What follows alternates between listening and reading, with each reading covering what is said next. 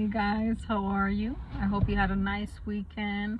I was MIA because I've been spending time with my family, with my kids, being as much as I can in nature. But yeah, just living life. Today I want to kind of piggyback on, you know, believing that everything is possible, that we can heal ourselves and everything.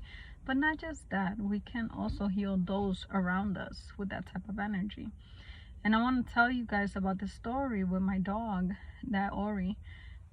Ori, one time, he ate a toy that got stuck in his intestine and he was about to die. I ended up going to the vet that saved him either the same day, or based on what she tells me, that the same day or maybe a day before he would have passed if I wouldn't have taken him there on time. And this was guided by God for me to do everything I had to do, provided by God for me to be able to do the things I had to do. Because what happened with my dog, at first I didn't know that he had a toy in his intestine. I caught him like the night before going through the trash, and we had eaten chicken, so there were like chicken bones and things like that in the trash, and I thought he had gotten into the trash and taken like a bone out or something, and maybe it was stuck, because I only heard him kind of like trying to cough something out, like something was stuck in his throat. But then he started throwing up, and then he started not eating. So then I said, okay, this is really concerning. So then, at first I couldn't figure out, I didn't think that a chicken bone was going to do that to him. So at first I couldn't figure out what was going on. But then I ended up taking him to a vet because, and I did hesitate to take him to a vet, not that I didn't want to, but I didn't have the money for it. I really didn't. But one thing, I was able to figure one thing out, and I took him to the first vet. They didn't do anything there. They said, he'll be okay. They did ask me if I knew what it was. I told them I thought it was a chicken bone, but, they couldn't find anything or whatever. And they just kept telling me that he'll be okay. And I was very concerned even by a vet telling me that, because I wasn't seeing him eating or anything like that. So finally I went back home and I said, okay, they're telling me that he's going to be okay, so let me give it some time. Maybe it's just the way that it works. But it wasn't working. And then not only did he stop eating, but he stopped drinking water. And that's when I really got concerned. He was already being weak at this point. And so I took him to another vet, a more, an actual clinic. I mean, the other one that I went to was like, like those stores that they sell pet things or whatever, but they have like a vet there. But, I said, let me just go to a legit vet or whatever. But I didn't have the money for it. And I kind of went to ask them, like how much everything would cost and all that. And sure enough, I probably had like, out of like 700 that we're asking for, I had like 200 or something like that.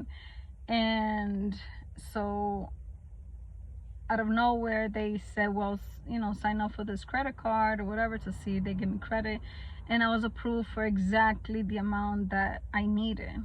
So it was like, let's say for example, $620. I got approved for like $420, to be exact on what I needed. But they didn't do anything. They sent me right back home. Even him being super weak and not eating and not drinking or anything like that, they still sent me home. And I said, okay, they're sending me home, but I know that there's something wrong. Like, there's no way that there's nothing wrong. And they kept saying, he'll be okay, he'll be okay. But at the end of the day, I ended up taking him home because they were not doing anything. Another like day, so it was already like a day 5 or something like that. So he was like barely walking. I was already being told to just put him down because I couldn't afford to fix him or anything like that. He was losing all his hair, dehydrated. I used to blend his food, try to like shove it down his throat, and I was trying to like feed him myself, but he was just not holding anything, and he was throwing up. He was throwing up, and it got to the point that he was throwing up like, I guess what we would call like acid or something like that. It was just nothing there for him to throw up anymore, but he still had that sensation. He was about 7 months at this time. And yeah, so then I had found, before I went to that other vet, like the actual clinic, I have found this not-for-profit. And then I called them over and over, left messages, never got a call back or anything like that. So after I paid the clinic and nothing was happening, and Ori kept getting sick, I just decided to just go to the non-profit because I couldn't afford another vet. But I was like, I need to do something, So I took him to this non-profit place, crazy packed and everything. I went to the lady in the reception area, and I explained to her the situation with Ori and everything. And she at first told me, she's like, listen, because I told them, I was like, I've been calling and calling, but nobody's answering or whatever.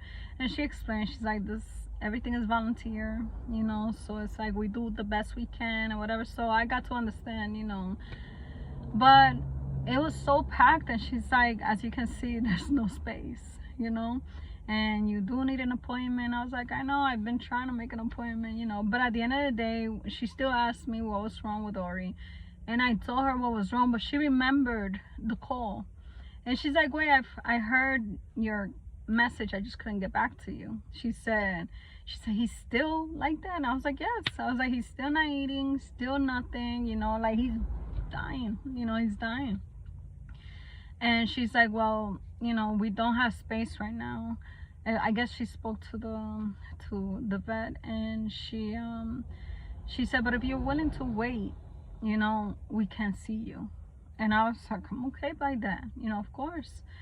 So I think I went around like, I don't know if it was 1 p.m. or I don't know, it was early, no, 11 in the morning, something like that. It was early, but it wasn't until like 8 p.m. that I got seen. And the vet was truly like busy. She saw all the people that were there, and that clinic was like packed, and she saw each and every one of them. Then she saw us. She locked the door and everything, because I guess I was like the one with no appointment, but she knew that something was wrong. And she did a quick test. The first little quick test that she did, she already saw, okay, no, you brought him at the perfect time, because he wouldn't have lasted another day probably. And I was like, well, I explained to her, I was like, I take him to different vets, they told me this, they told me that. She's like, no, he's dying. If we don't do something today, he's gone. And so she was so amazing. That place is no longer there, but she was so amazing. She saw him right away. She detected something was wrong right away and everything, And the thing is that, in all fairness, the way he looked at that moment, he looked the same when we went to the other places, so it wasn't just like he was looking worse, she did her job. And so he went into surgery. She was able to tell that there was something wrong with him, something stuck in him. And 1, 2, 3, maybe for me, not for her, but right away she was like done. And she showed me the toy, and it was like this size, and it was a SpongeBob toy, so it was like square and rubber. So it's like, hold on guys, I gotta turn on my car because it's getting hot in here. I usually turn it off because the noise. But yeah, so so she was done with the surgery and everything. She showed me the toy and all that stuff. She's like, I'm so happy you brought him in and all that. But not just that. Not only did she save his life, but on top of that, I think the whole process with the surgery and everything, it came out to like $400 something. But the beauty of it was that at that point I did have a few more dollars that I had accumulated, just in case, for him. But she allowed me to make payments, so I didn't even need to pay the whole thing right there and then, and to me that's all God sent, But Ori is 7 years old now, And that was when he was 7 months old. And he has a scar and everything, but let me tell you, pets, animals, they build different. They build different. And he healed like right away. Some medicine for his pain and things like that. Within like 3 days, he was right back to normal. Thanks to that vet, for real. Thanks to her. And that not only showed me, to keep my faith. That was one of the moments that really, really, really got me into that mentality, of having faith and not giving up, especially on the ones that I love, especially for everyone. But I'm just saying, like, especially that, and even if it's a pet, because, others around me were ready to give up. And I guess I understand, they didn't think that he was gonna make it. It was just gonna be expensive for nothing. But I had that faith that there was no way I was giving up on him. No way I was giving up on him. That was my kid's, pet, my son's friends. And even if not, I was not going to give up, So I want to encourage you guys to also not give up in any situation, no matter how bad it may seem, Always keep the faith until forever. Just keep being faithful. Things will happen for you. And there's always a plan, and God is there, and the angels and the ancestors and our guides. We have people to back us up, guys. This is not the only realm that we are in. We do have the spiritual realm that we are also connected to. And in that spiritual realm, many of us, and all of us, but a lot of us, we are very, very protected, and we are loved, and we are cared for. And God, angels, the ancestors, everyone's gonna do what they have to do to make sure that they help us when we do the right things, especially when we do the right things, especially when we care about others, when our hearts are in the right place and we have good intentions. So keep your heart as light as a feather as much as you can. Try your best to make the right choices, and according to love. You don't have to be perfect, but for example, if I've had this a lot, me being who I am, sometimes I lie and on stupid things just to not make somebody feel bad. Let's say, for example, okay, this is an example. If somebody invites me to go somewhere and I'm just not in the mood to go out, instead of me just saying I'm not in the mood to go out, I'm like, well, I have to do this, or I have to do that, and I'll lie about something just to not make them feel bad, and I catch myself when I do that. I'm like, no, it's still bad. You're still lying. It's still, no matter white, black, or whatever, it's still a lie. So I've been working on that, where I can still tell the truth to people, considering their feelings and everything like that, but just be truthful. It doesn't matter how little it is. Lying is not good. So that's a choice that I've been making to keep my heart lighter as well, because with every lie, with every negative thing that you do, your heart gets heavier and heavier and heavier. I learned that's what they call, living with like a heavy heart. When you have a lot of guilt, a lot of regret, it's poison to us, right? But when we have faith, when we have, positivity in our hearts, when we try to make the best choices, as best as possible, because we're also learning and everything, so there are some things we still need to practice on, and that's completely fine. But as long as you put the intention out there, at least you can try. That's all that really matters. It has worked for me. Like I said, I constantly make mistakes and everything like that. Recently, like I said, I'm battling to just speak my truth, even if your voice shakes, and even if I may feel that maybe I might hurt somebody, the truth will always be better than a lie.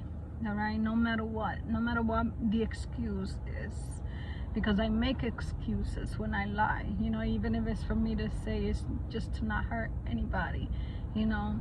And I don't lie in these videos. You know, this is a different thing. You know, this is where I come with my highest self, you know.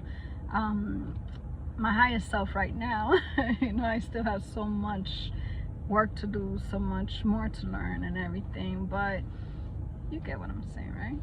All right, guys, so I'm not gonna take too much of your time. We're at 15 minutes now, but I wanted to take the time to say hello, to, you know, to give you another little testimony of my life and why I am so strong on faith, and why I'm so strong on trying to be our best every single day. You know, one little thing that you do, one good deed, you know, even if it's for yourself, that's still moving in a positive direction. All right, so I wish you guys all the best, and I love ya, and thank you so much for the support that I'm getting. You know, I know my channel is still pretty new and everything, but one view, one like, that means everything to me, you know.